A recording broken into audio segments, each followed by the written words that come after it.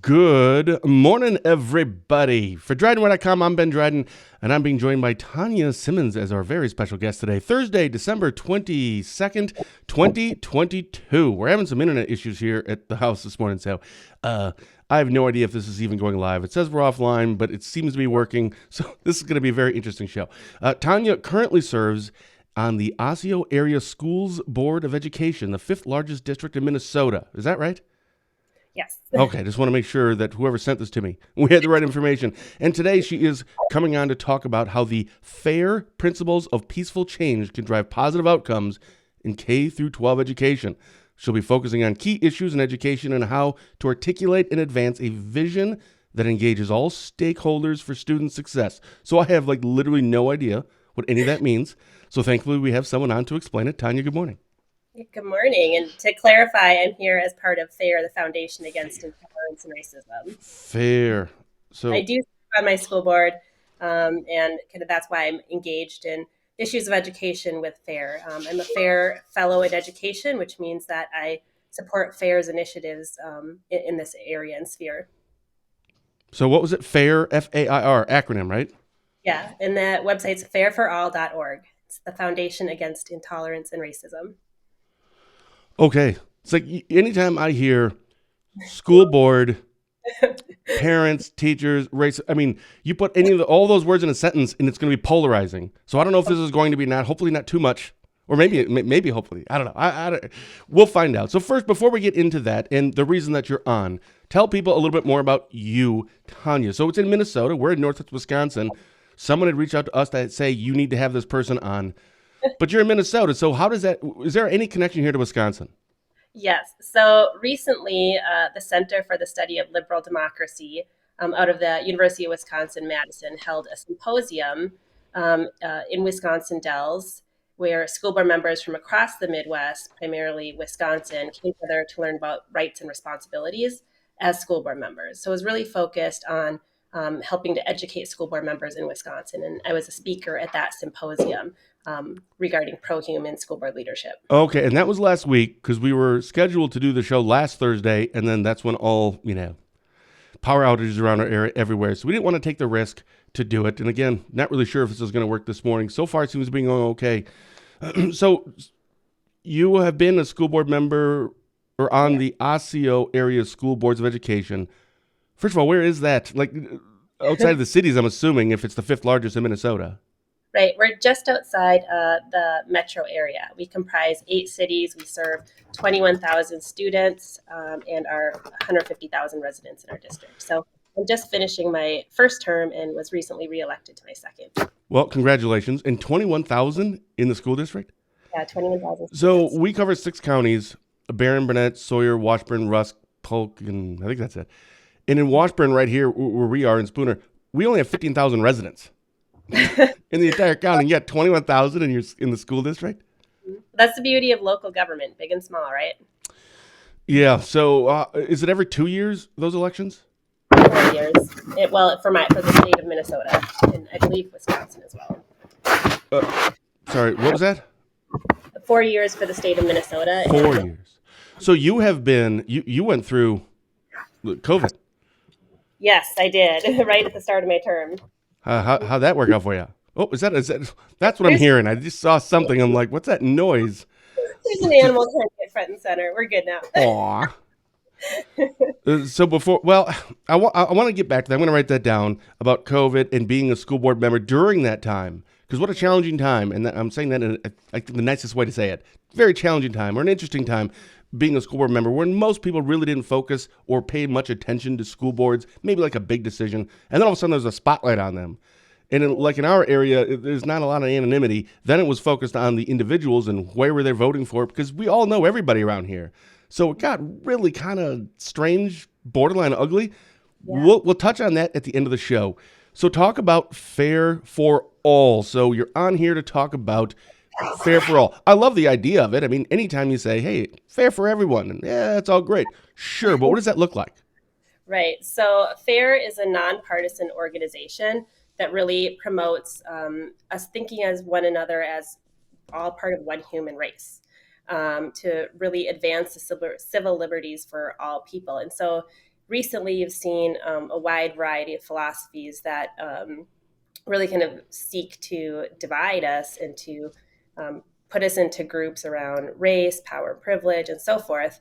But FAIR promotes a perspective that says if these are issues, if certainly racism is an issue, intolerance is an issue, discrimination is an issue, and if we are going to solve this together, what is the solution? Which FAIR believes is to look at one another as human beings, as multidimensional people, to connect, to understand that we all deserve respect as humans, and that we need to learn to dialogue with each other as humans in a respectful way to solve this issue.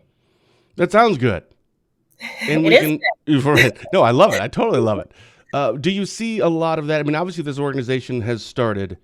good. There must It's have a, been a reason for it.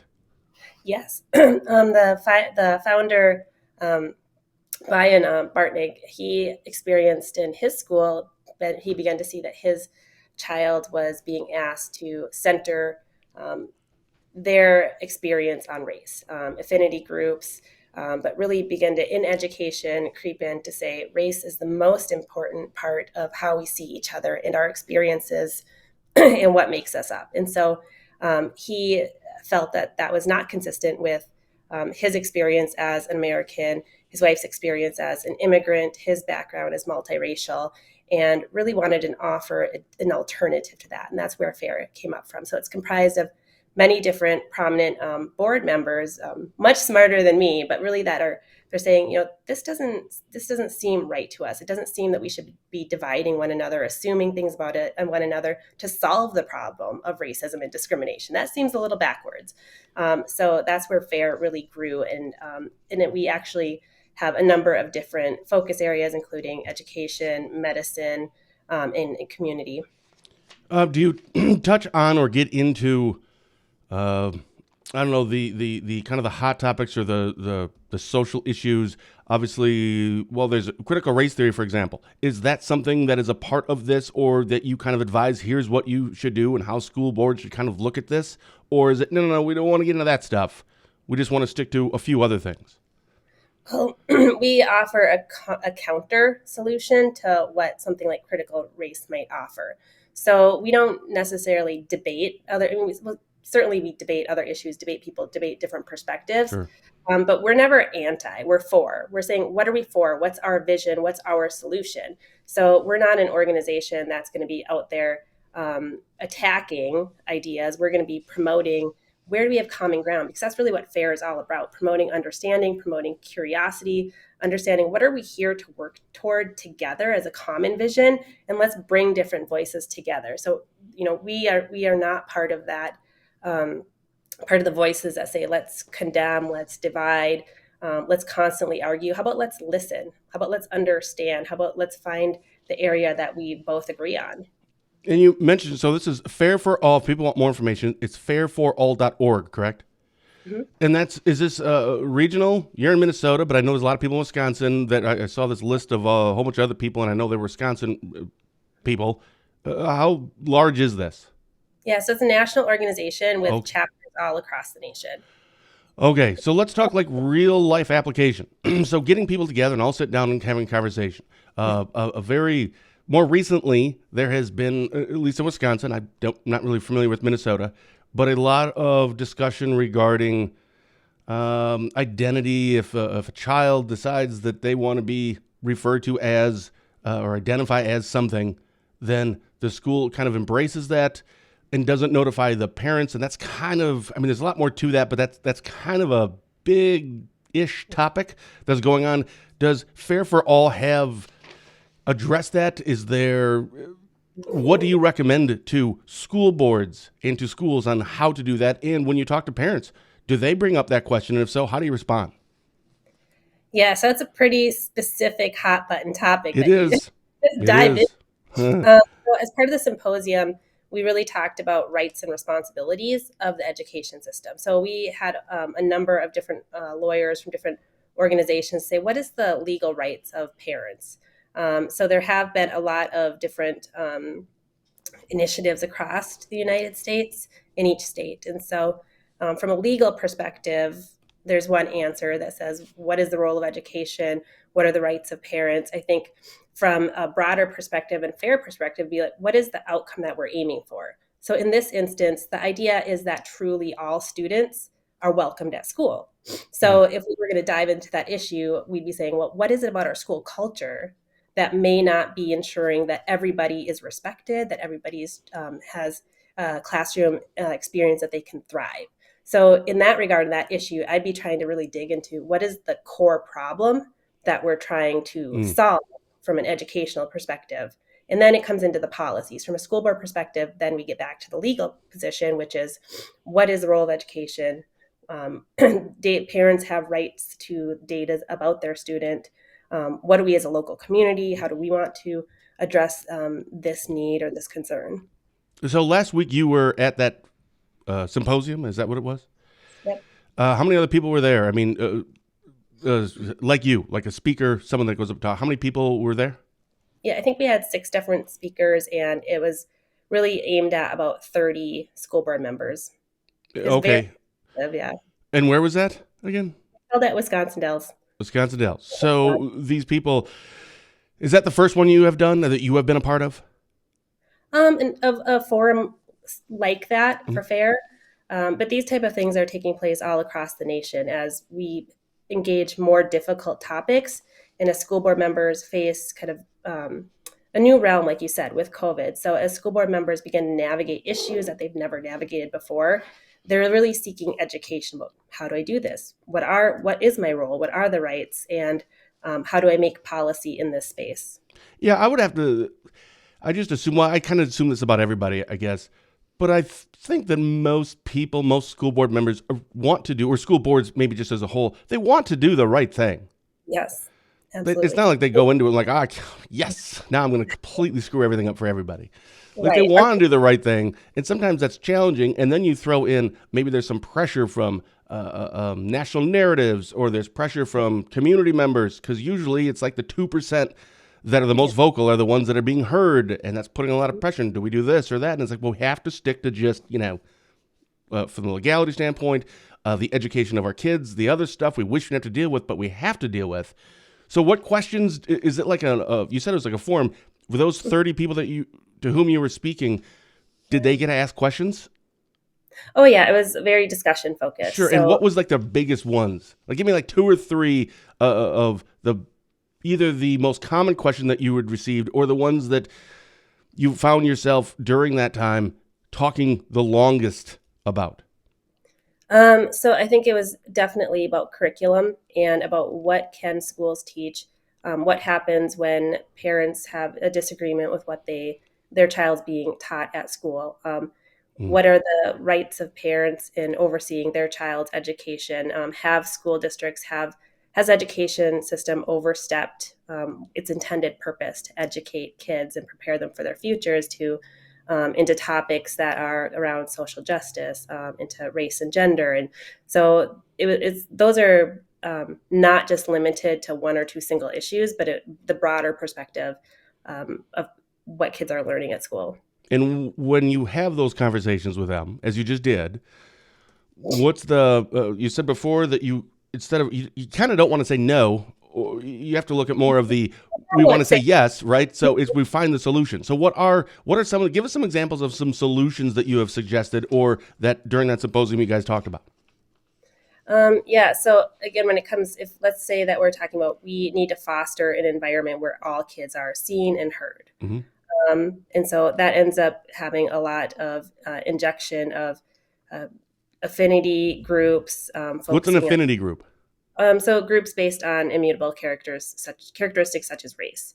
So saying, we need to have safe spaces. We need to have a group just for this people, this group of students, which I don't think solves the problem of understanding one another and breaking down issues of race.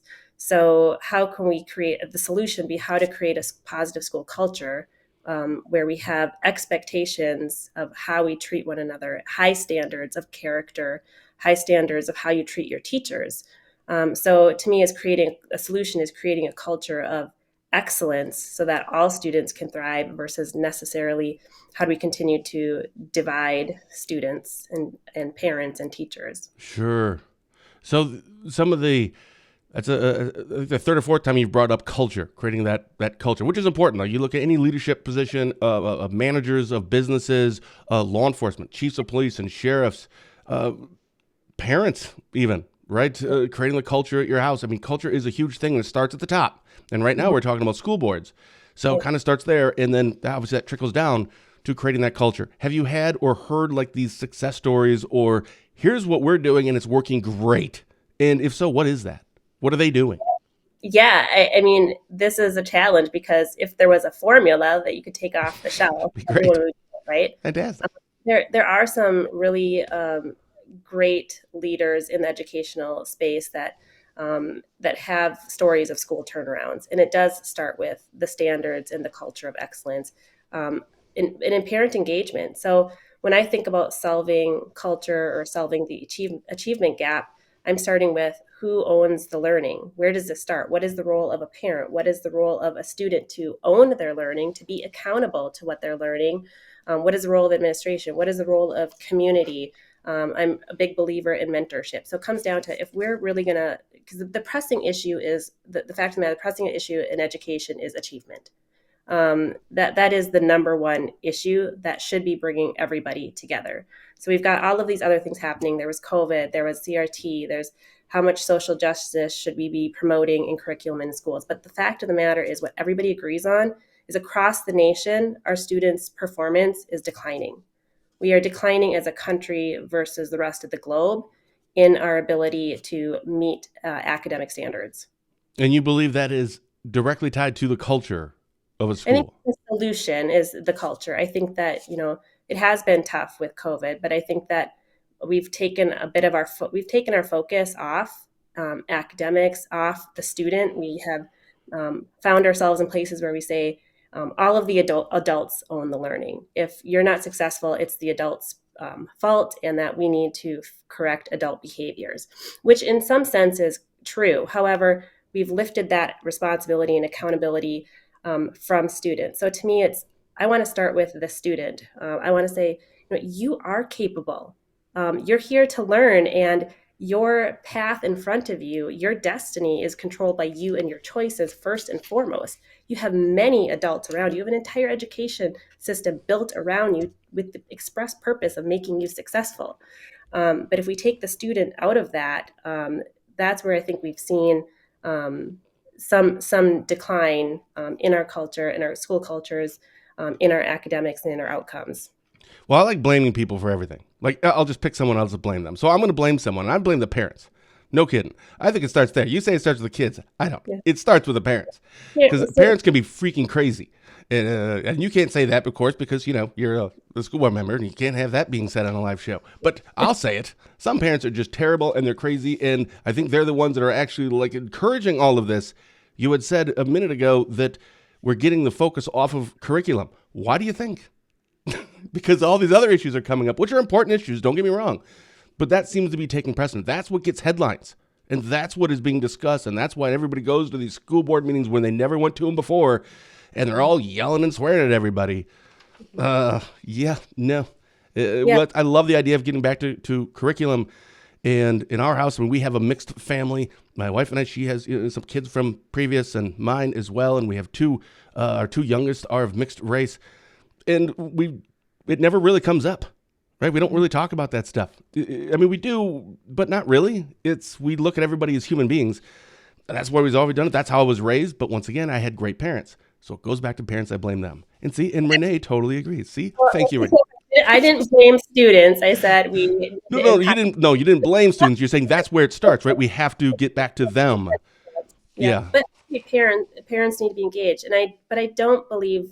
I think the vast majority of parents want the best, want what is best for their child. agreed. And I do think that we've simply said, "Oh, parents are bad. Parents don't want to be engaged. We have to do it ourselves." So I think that to some degree, we've evolved to leaving parents out because of that assumption, and I don't believe that assumption is Oh, sure. I can see that. so. All And there right. have been so much placed on the education system. We're asking them Oh, I know all these it. needs. We're asking them in some cases to serve as parents. We're asking the school system to do everything, and it was never designed to do the things we're asking it to do. So your 4 years as the where did my thing go? Osseo area schools board of education, Yeah. the fifth largest district in Minnesota. Mhm. Your first 2 years Yeah. versus your last 2 years, which would be starting after March of 2020, COVID time. Obviously, there was the COVID, but did you find that there was a whole bunch of things all of a sudden now not getting addressed because this took front and center and everything else kind of got pushed to the side? Not that Yeah. anyone would fault anyone for that. It's just that we only have so much time and things that we can talk about and discuss and get done. hmm Yeah, certainly COVID put a pause on anything and everything else school districts were working on. So we were in the middle, for example, in my district, of developing a new strategic plan.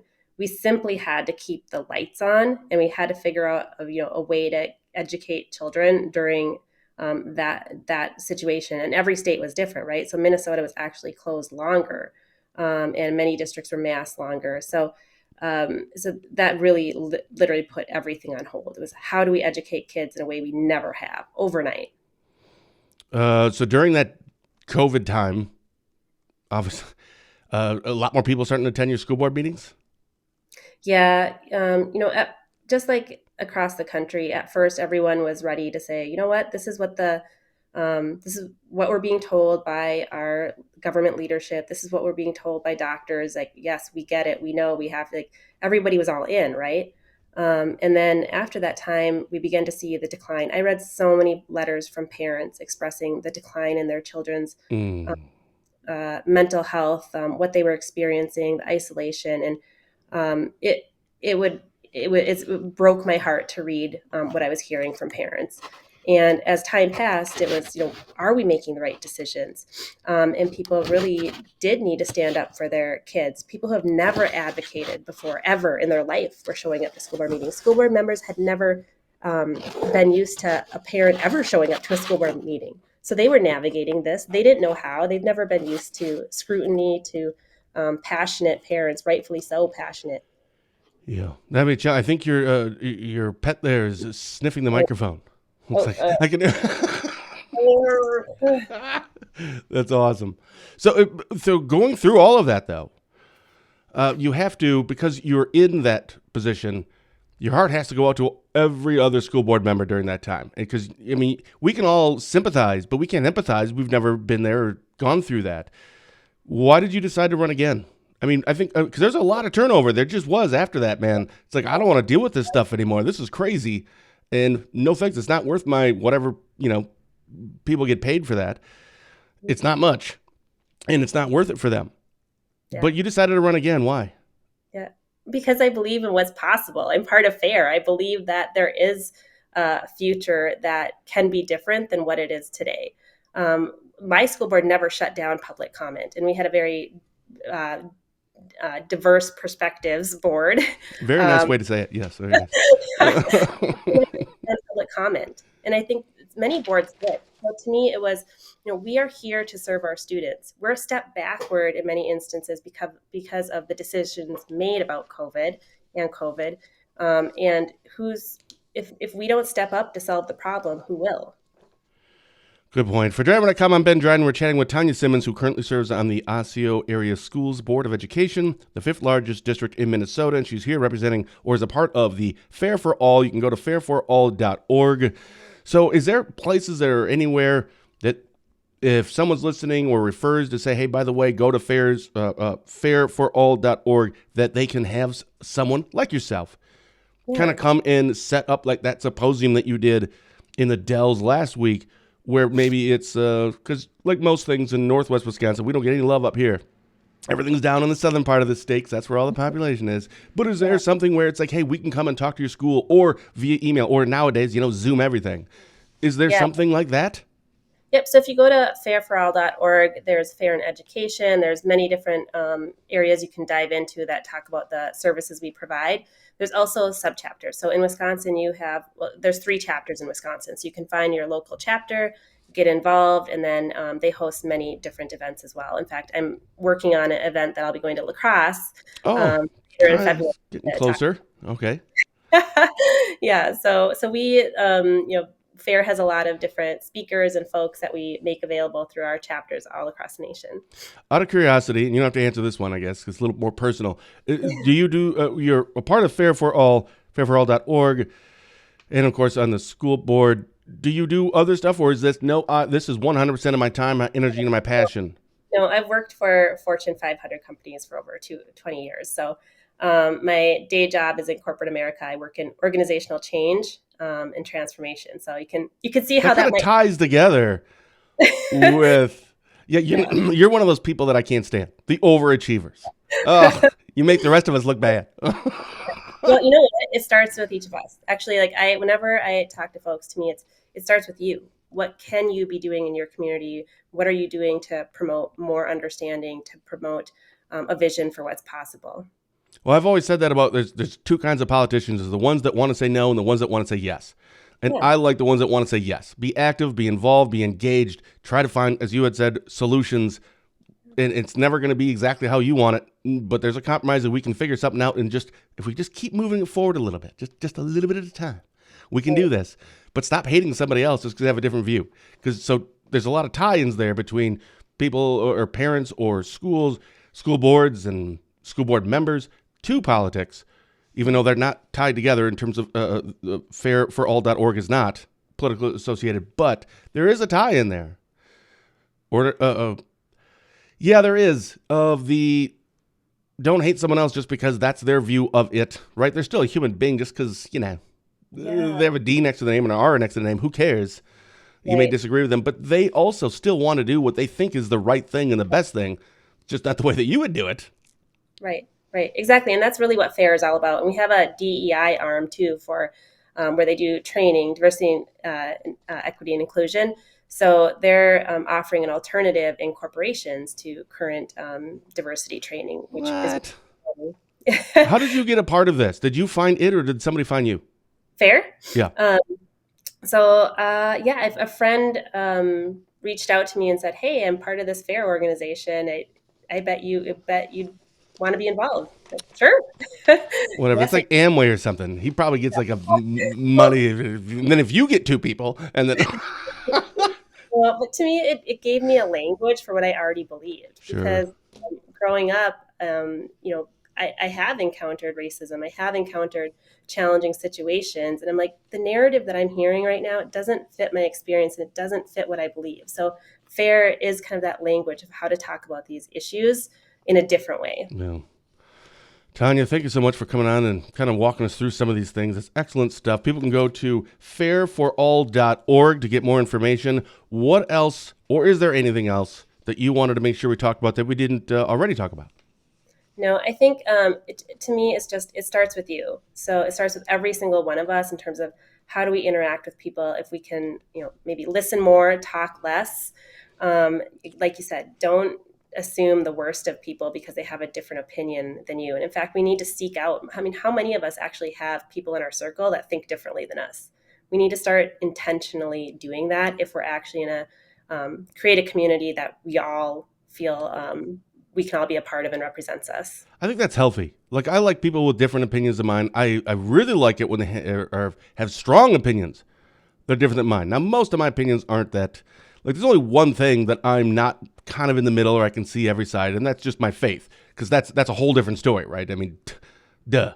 It's like, well, I mean, I guess maybe God doesn't exist. But again, that's just for me. If somebody else doesn't believe in God, that's fine. I don't care. Do what you want. But for the most part, I'm pretty much in the middle on most things, which really hasn't served me well in my life. But that's just kind of the way that I'm wired. And I think that's kind of a starting point, though, for a lot of people, is you're just because you have a view or an opinion doesn't necessarily mean that it's right. But I like strong opinions, especially when they disagree with how I view something. I like that conversation. Just as Yeah, long as, when you're finished, you don't hate the person for it. Like, I want that. right. Move me to the other side of the fence. Give Yeah, me a reason to do it. Yeah. Well, and that's what I love, passionate discourse. It's believe in something enough that's going to rile you up, get you to do something, get off Facebook, get off like social media and actually go and do something. Don't get off Facebook right now if you're watching. But after that, just get ready. Yeah, get off. It's wonderful to engage in that passionate debate as long as we don't hate each other at the end, like you said. 100% agree. I don't understand where that come from. And people can blame social media, which is social media is a very easy thing to blame. And I think there's a lot of reasons why we do blame social media for a lot of things. But I would love the answer to why in the world do we hate so much? And I'm sure it's always been there. But it just feels as though it's to a higher degree. You could blame media, national narratives, things that are being pushed because that's their business and they need to make money. And, people don't want to turn the TV off if we're talking about those very controversial topics. But yeah, I don't know where that kind of just seems to be getting more and more and more. And we're not heading in the other direction. And then I'm worried about where we're going to be in a year or 5 years from now. Like, I'm not leaving the house in 5 years. That's it. Right. Which is why I love that organizations like FAIR exist. Braver Angels is another one that engages in that type of dialogue. They work with city councils. They work with different organizations as well. So there's starting to be more organizations like us that are saying, let's do this differently, because this is not creating the type of country we want to be. It's not creating the community we want to be. Something's got to change, but it has to start with me. It has to start with you. Yeah, it does. It absolutely does. One person can make a big difference. Mm-hmm. Yes. All right, Tanya, thank you so very much. People, please go to fairforall.org to get more information. Tanya, you're welcome back anytime. And when you're coming closer to our area, we'll have you back on. So you're in La Crosse, so we'll keep in touch. And all right. I'll send you the counties that we're in. And if you come to any of these, I'll let you know. All right. Great. All right, thank you. Special thank you to our guest today, Tanya Simmons, who currently serves on the Osseo Area Schools Board of Education and is a member or a part of Fair for All, or FAIR. You can go to fairforall.org for more information. Barron County Sheriff Chris Fitzgerald and I will be back next week for our latest episode of Positive Tuesday with Ben and Fitzy. So until then, for DrydenWire.com, I'm Ben Dryden, wishing all of you a very Merry Christmas and have a blessed day.